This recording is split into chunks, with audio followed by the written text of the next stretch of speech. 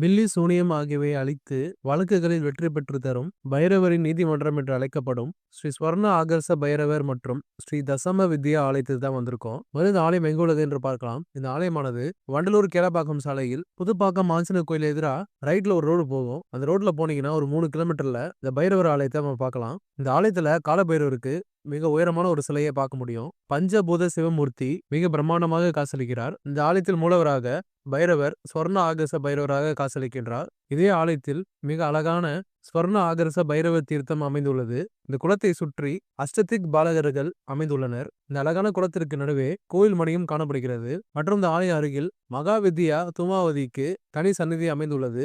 பில்லி, சுனியம், ஏவல் போன்ற பாதிப்புகள் நீக்கும் ஆலயமாக இது உள்ளது. மற்றும் வழக்குகளில் வெற்றி பெற்று தரும் ஆலயமாக இது திகழ்கிறது. இந்த அழகான ஸ்வர்ண ஆகர்ஷ பைரவ ஆலயத்தை நீங்களும் வாய்ப்பு கிடைக்கும் போது நேரில் சென்று தரிசனம் செய்யுங்கள். தொடர்ந்து இது போல ஆலயங்களை பத்தி வீடியோஸ் பார்க்க என்னோட ரிமாக்கல் ரமேஷ் சேனலை மறக்காம சப்ஸ்கிரைப் பண்ணிக்கோங்க.